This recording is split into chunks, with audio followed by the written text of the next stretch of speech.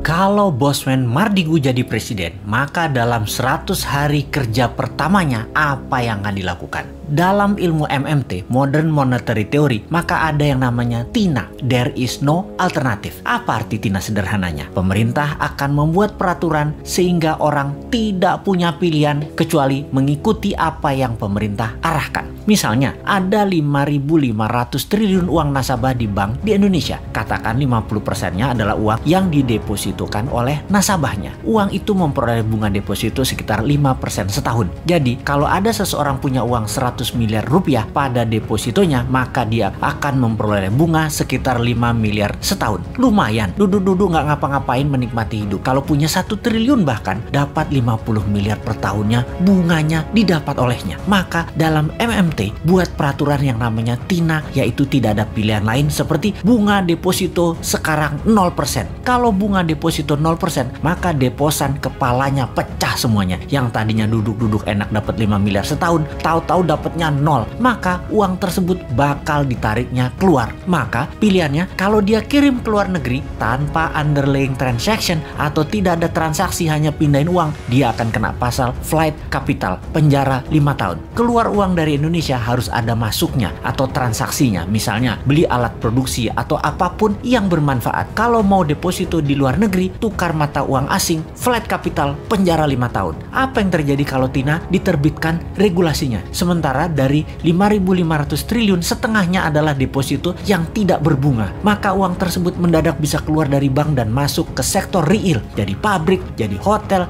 jadi kafe, invest di UKM, dan uang yang 2.000 triliun rupiah itu atau sama dengan APBN mengalir deras ke sektor ekonomi produktif. Ekonomi Indonesia dalam semalam akan berputar. Makanya jangan pilih Bosman jadi presiden.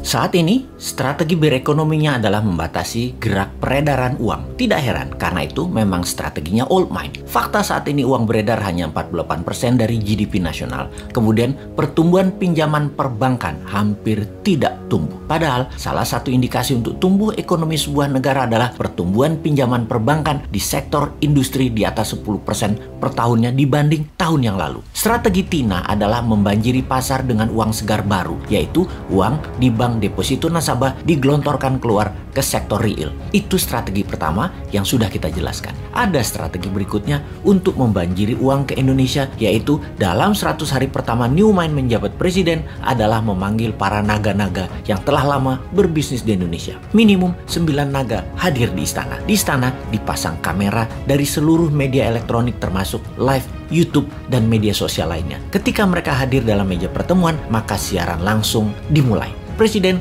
akan mengatakan, Pak A, menurut data di kantong saya, Anda dan keluarga yang telah 50 tahun membangun bisnis di Indonesia memiliki uang tunai di negara lain lebih dari 10 billion dolar atau 150 triliun rupiah. Kapan uang itu balik ke Indonesia? Maka si A mengatakan, 24 bulan lagi Pak. Maka Presiden akan mengambil paspornya dan berkata, tak pinjem paspormu 2 tahun ya, sampai uangmu masuk balik ke Indonesia. Oke, Pak F, berapa lama uangmu dan keluargamu yang di luar negeri itu akan masuk balik disimpan di Indonesia? Maka F menjawab, wah belum tahu Pak, harus saya hitung dulu. Maka Presiden akan mengatakan, baiklah kalau begitu kita pinjem paspornya ya. Juga kita belum tahu berapa lama paspor ini kita pinjemnya. Pak B, berapa lama aset tunaimu yang di luar negeri akan balik ke Indonesia? Pak B menjawab, 1 tahun. Baik, 1 tahun paspormu tak pinjem ya. Kalau mau berobat ke luar negeri, ngapunten loh ya, Anda belum bisa dulu. Berobat di tanah air aja dulu. Atau mau kunjungi anak, saudara, mau tinggal atau jalan-jalan wisata ke luar negeri, belum bisa dulu. Jadi wisatanya di dalam negeri aja, sampai uang di luar negeri balik dulu ke tanah air, nggih. Janji suci kalian ini disaksikan seluruh rakyat Indonesia loh. Anda ini pahlawan ekonomi kalau balikin uang tersebut ke tanah air yang akan membantu ekonomi dalam negeri. Kita putar cepat bersama. Mau kan jadi pahlawan bangsa? Ini masa kalian berkontribusi ke negara tercinta loh. Sahabat,